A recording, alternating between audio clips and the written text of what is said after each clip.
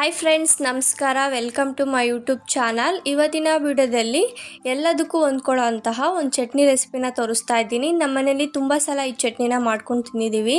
ನಾವು ಇದನ್ನು ದೋಸೆ ಮತ್ತು ಚಪಾತಿ ಇಲ್ಲ ರೊಟ್ಟಿ, ಪೂರಿ, ಅನ್ನಕ್ಕೆ, ಹಾಗೆ ಪಡ್ಡು, ನಿಮಗೆ ಬೇಕಾದರೆ ಮುದ್ದೆಗೂ ಕೂಡ ಸರ್ವ್ ಮಾಡ್ಕೊಂಡು ತಿನ್ಬೋದು. ಮುದ್ದೆಗೂ ಕೂಡ ತುಂಬ ಚೆನ್ನಾಗಿರುತ್ತೆ. ನಮ್ಮ ಮನೇಲಿ ತುಂಬ ಸಲ ಮುದ್ದೆಗೂ ಕೂಡ ಮಾಡ್ಕೊಂಡು ತಿಂದಿದ್ದೀವಿ. ನೀವು ಒಂದು ಸಲ ಟ್ರೈ ಮಾಡಿ, ನಿಮಗೂ ಕೂಡ ತುಂಬ ಇಷ್ಟ ಆಗುತ್ತೆ. ಹಾಗಾದರೆ ಹೇಗೆ ಮಾಡೋದು ಅಂತ ನೋಡೋಣ ಬನ್ನಿ. ನಾನಿವಾಗ ಒಂದು ಬಾಣಲಿ ತೊಗೊಂಡಿದ್ದೀನಿ. ಬಾಣಲಿಗೆ ಆದಮೇಲೆ ಒಂದು 4 ಸ್ಪೂನ್ ಆಗುವಷ್ಟು ಕಡಲೆಬೀಜನ ಹಾಕ್ಕೊಂಡು ಹುರ್ಕೊತಾ ಇದ್ದೀನಿ. ಸ್ವಲ್ಪ ಎಲ್ಲ ಕಲರ್ ಚೇಂಜ್ ಆಗಬೇಕು. ಕಡಲೆಬೀಜ ನಾರ್ಮಲಾಗಿ ಚಟ್ನಿಗೆಲ್ಲ ಹೇಗೆ ಹುರಿತಾರೋ ಅದೇ ಥರ ಹುರ್ಕೊಂಡು ಇಟ್ಕೋಬೇಕು. ಇವಾಗ ಹುರಿದಾದ್ಮೇಲೆ ಸ್ವಲ್ಪ ಆರೋದಕ್ಕೆ ಬಿಟ್ಟು ಈ ಥರ ಕೈಯಲ್ಲೆಲ್ಲ ಸ್ಮ್ಯಾಶ್ ಮಾಡಿಕೊಂಡು ಚಿಪ್ಪೆ ಎಲ್ಲ ತೆಗೆದಿಟ್ಕೋಬೇಕು. ಇವಾಗ ಚಿಪ್ಪೆ ಎಲ್ಲ ತೆಗೆದು ಎಲ್ಲ ಕ್ಲೀನ್ ಮಾಡಿ ಇಟ್ಕೊಂಡಿದ್ದೀನಿ. ಅದನ್ನು ಮಿಕ್ಸಿ ಜಾರ್ಗೆ ಹಾಕ್ಕೊತಾ ಇದ್ದೀನಿ. ಅದ್ರ ಜೊತೆಗೇ ಒಂದು 4 ಸ್ಪೂನ್ ಆಗುವಷ್ಟು ಕಡಲೆನೂ ಕೂಡ ಹಾಕ್ಕೊತಾ ಇದ್ದೀನಿ. ಹಾಗೆಯೇ ಒಂದು ಅರ್ಧ ಕಪ್ ಆಗುವಷ್ಟು ಕಾಯಿ ತುರಿನ ಹಾಕ್ಕೊಂಡಿದ್ದೀನಿ. ಇದ್ರ ಜೊತೆಗೇ ಸ್ವಲ್ಪ ಕೊತ್ತಂಬರಿ ಸೊಪ್ಪು ಹಾಗೆ ಸ್ವಲ್ಪ ಪುದೀನ ಕೂಡ ಹಾಕ್ಕೊತಾ ಇದ್ದೀನಿ.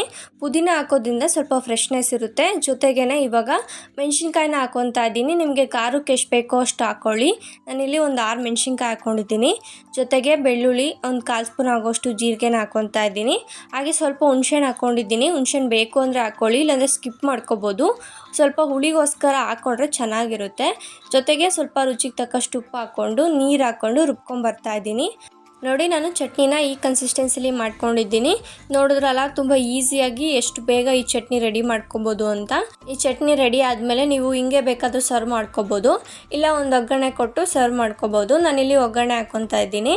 ಸ್ವಲ್ಪ ಎಣ್ಣೆ ಹಾಕ್ಕೊಂಡಿದ್ದೀನಿ. ಎಣ್ಣೆ ಕಾದ್ಮೇಲೆ ಸ್ವಲ್ಪ ಸಾಸಿವೆ ಮತ್ತು ಜೀರಿಗೆ, ಸ್ವಲ್ಪ ಕರಿಬೇವು, ಹಾಗೆ ಒಂದು ಒಣಮೆಣ್ಸಿನ್ಕಾಯಿನ ಹಾಕ್ಕೊಂಡು ಸ್ವಲ್ಪ ಒಗ್ಗರಣೆ ಮಾಡ್ಕೊಂಡಿದ್ದೀನಿ. ಇದನ್ನು ಇವಾಗ ಚಟ್ನಿಗೆ ಹಾಕ್ಕೊತಾ ಇದ್ದೀನಿ. ಬಿಸಿ ಬಿಸಿ ಇದ್ದಾಗಲೇ ಹಾಕ್ಕೊಂಬಿಡಿ, ಆವಾಗ ಚೆನ್ನಾಗಿರುತ್ತೆ. ಒಗ್ಗರಣೆ ಹಾಕ್ಕೊಂಡಾದ್ಮೇಲೆ ಸ್ವಲ್ಪ ಮಿಕ್ಸ್ ಮಾಡಿಕೊಂಡ್ರೆ ಫೈನಲ್ಲಾಗಿ ಚಟ್ನಿ ರೆಡಿಯಾಗಿದೆ. ತುಂಬ ರುಚಿಯಾಗಿರುತ್ತೆ. ಮುದ್ದೆಗೂ ಕೂಡ ಸರ್ವ್ ಮಾಡ್ಕೋಬೋದು. ದೋಸೆ, ಚಪಾತಿ, ರೋಟಿ, ಹಾಗೆ ಪಡ್ಡು, ಹಾಗೆ ಅನ್ನಕ್ಕೂ ಕೂಡ ಒಳ್ಳೆ ಕಾಂಬಿನೇಷನು. ನಿಮಗೂ ಕೂಡ ತುಂಬ ಇಷ್ಟ ಆಗುತ್ತೆ. ಒಂದು ಸಲ ಟ್ರೈ ಮಾಡಿ. ನಾವಂತೂ ತುಂಬ ಸಲ ಈ ಚಟ್ನಿನ ಮನೇಲಿ ಮಾಡ್ಕೊತೀವಿ.